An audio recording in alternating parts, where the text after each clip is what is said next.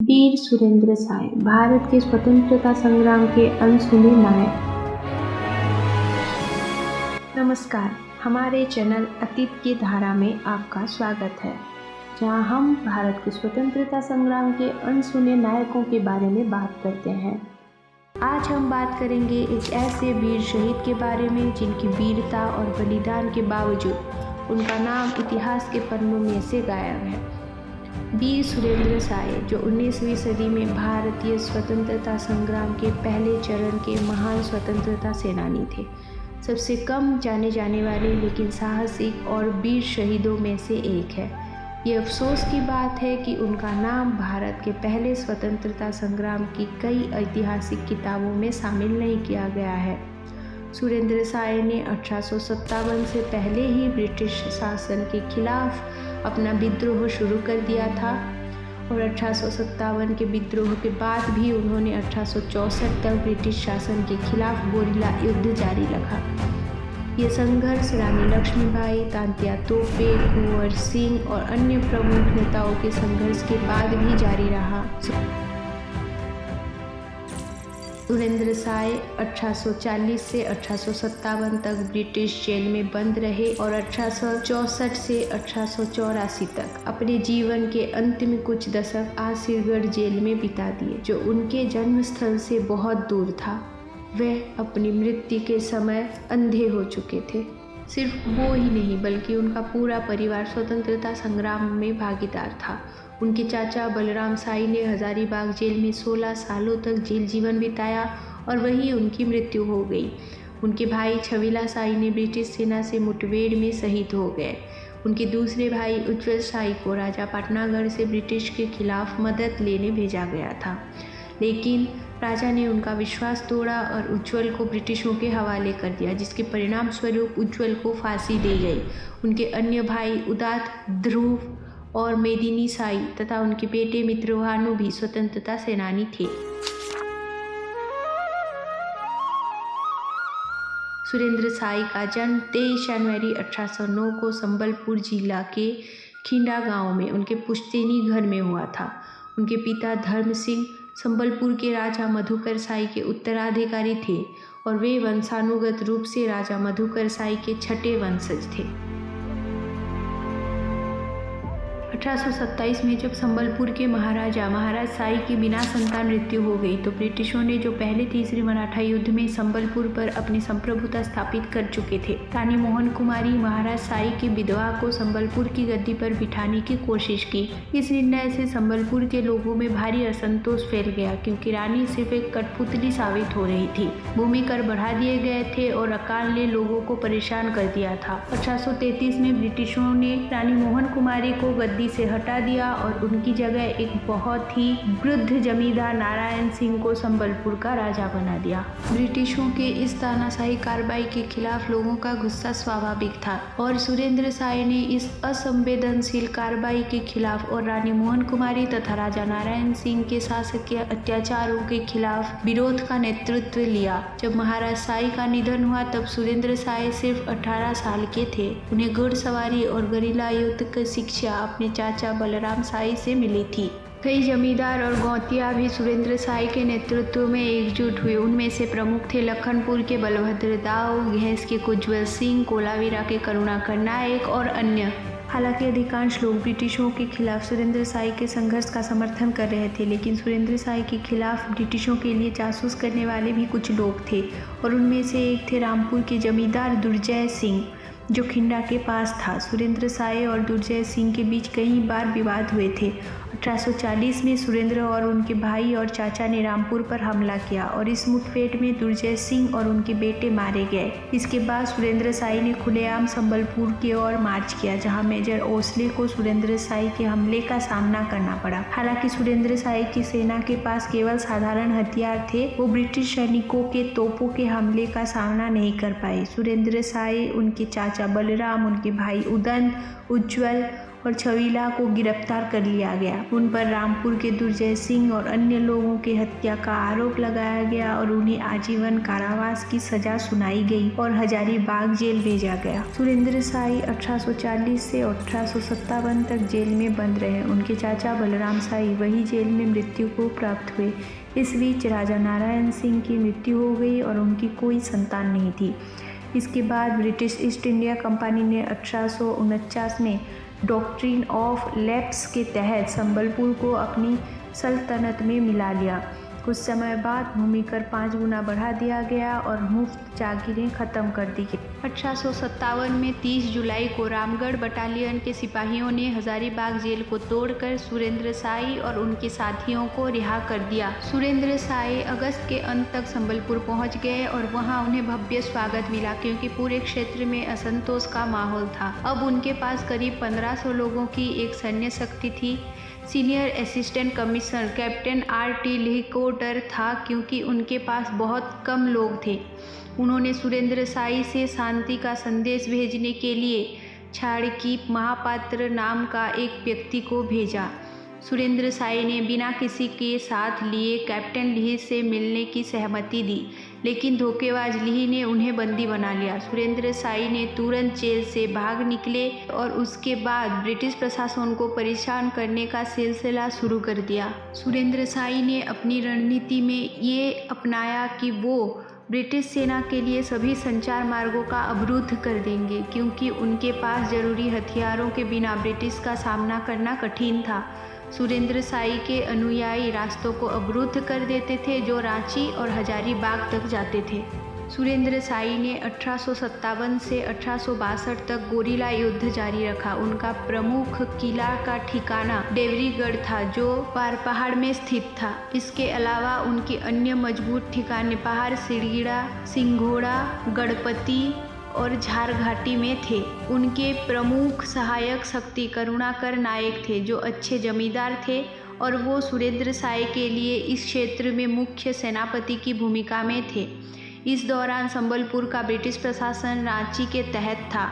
सुरेंद्र साई ने कटक की दिशा से संचार मार्गों को काटने की कोशिश की और इस कार्य में गडलो सिंह के जमींदार और जुजोमुरा के मधु गौतिया उनके सहायक थे। पश्चिम में सिंघोड़ा घाट था जो संबलपुर और नागपुर के बीच संचार का मुख्य मार्ग था। इस घाट की देखरेख उज्ज्वल सिंह और हाथी सिंह ने की थी। 1857 में सुरेंद्र साई ने ब्रिटिशों के खिलाफ कई हमले किए। नवंबर 1857 में उन्होंने संबलपुर में ब्रिटिश सेना पर रात के समय हमला किया जिनमें 2 सैनिक मारे गए और 8 अन्य घायल हो गए। दिसंबर 1857 में कुदोपाली में ब्रिटिश सेना और सुरेंद्र साई के बीच एक बड़ी लड़ाई हुई जिसमें सुरेंद्र साई के भाई छबीला साई शहीद हो गए और कैप्टन वुड गंभीर रूप से घायल हो गए।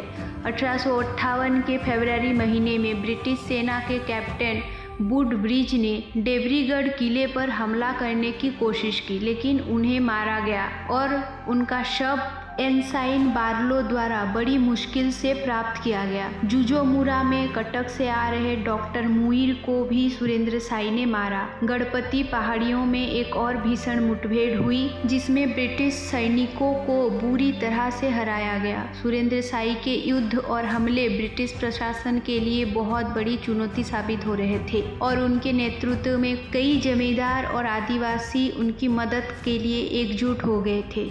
जब देश के अन्य हिस्सों में स्वतंत्रता संग्राम शांत हो गया तो ब्रिटिश के पास संबलपुर में बल भेजने का समय था, लेकिन वो सुरेंद्र साई को पकड़ने में सफल नहीं हो पाए और ना ही उनके अनुयायियों के हमले को रोक सके।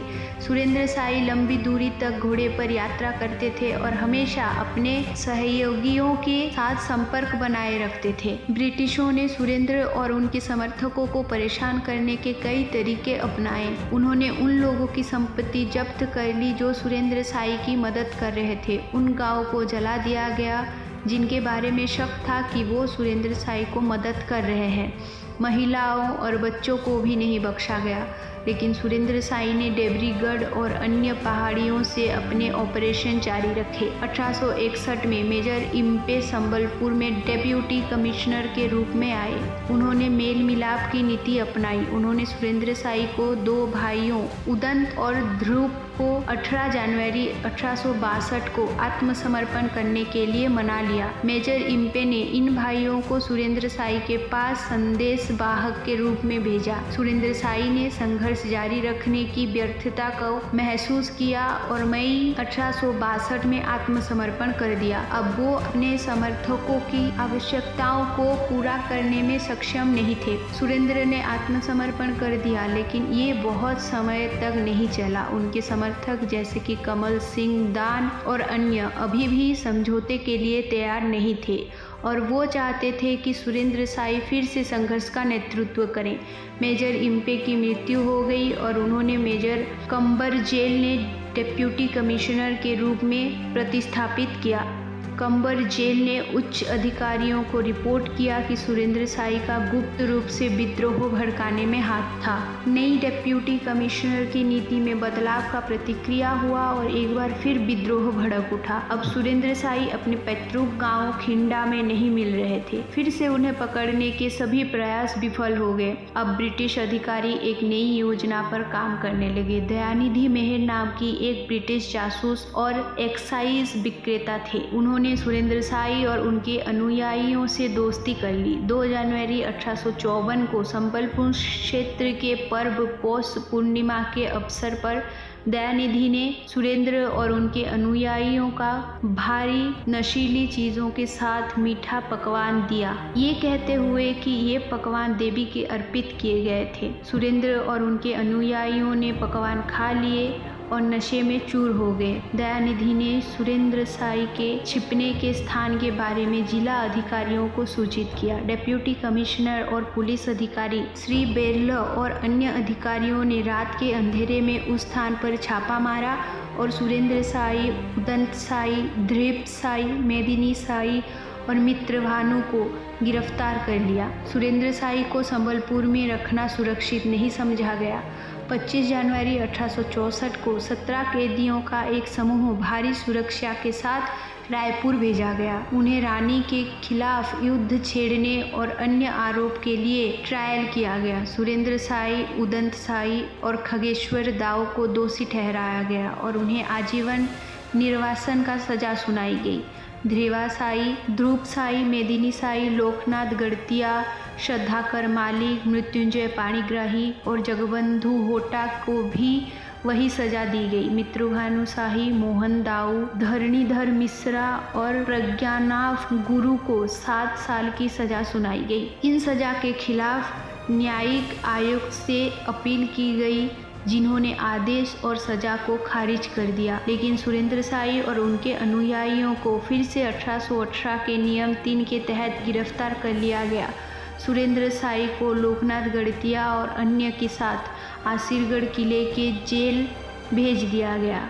वहां उन्होंने 20 साल की लंबी अवधि बिताई। इस दौरान उनकी दृष्टि चली गई। उन्होंने 28 फरवरी 1884 को अपनी आखिरी सांस ली। अब सवाल ये है कि जब वो जेल में थे या फिर जब युद्ध लड़ रहे थे, तब घर के महिलाएं क्या करती थी? सुरेंद्र और उनके भाई स्वतंत्रता संग्राम में इतने व्यस्त थे कि उन्होंने अपनी एकमात्र बहन अंजना की शादी का कोई प्रबंध नहीं किया, जो अकेले उम्र भर जीवित रही। लगभग पूरे जीवन भर सुरेंद्र साई की पत्नी सुना कुमारी एक तरह से विधवा बनी रही। भारत के इतिहास में शायद ही कोई और शहीद हो जो 37 साल तक जेल में रहा हो और जिसने इतने साल जंगलों में संघर्ष किया हो। इतिहास ने उस वीरता, देशभक्ति और महानता को पहचानने से इनकार किया जो एक ऐसे नायक में थी जिसने लड़ा और हार गया। विजेता को इतिहास के पन्नों में एक महत्वपूर्ण स्थान मिला, चाहे वो कितना भी क्रूर, कपटी और स्वार्थी क्यों ना हो, और उसे अपमानित करने की पूरी स्वतंत्रता मिली। ये हम सुरेंद्र साई के जीवन से जो शिक्षा प्राप्त करते हैं। लेकिन सुरेंद्र साई ने अपनी मातृभूमि का कर्ज अपनी जिंदगी की आखिरी सांस, आखिरी खून की बूंद और आखिरी ऊर्जा तक चुकाया। निष्कर्ष, सुरेंद्र साई का जीवन हमें ये सिखाता है कि इतिहास हमेशा विजेताओं का ही सम्मान देता है, लेकिन असली नायक वो होते हैं जिन्होंने अपार बलिदान दिए और अपनी मातृभूमि के लिए संघर्ष किया, भले ही वो जीत ना पाए हों। सुरेंद्र साई ने अपनी मातृभूमि के लिए अपना अंतिम बलिदान दिया और उनका जीवन भारतीय स्वतंत्रता संग्राम के अनगिनत नायकों में से एक प्रेरणा है। अगर आपको ये वीडियो पसंद आया हो तो कृपया इसे लाइक करें और हमारे चैनल को सब्सक्राइब करें, ताकि हम आपके लिए भारत के अनसुने नायकों के बारे में और जानकारी दे सकें।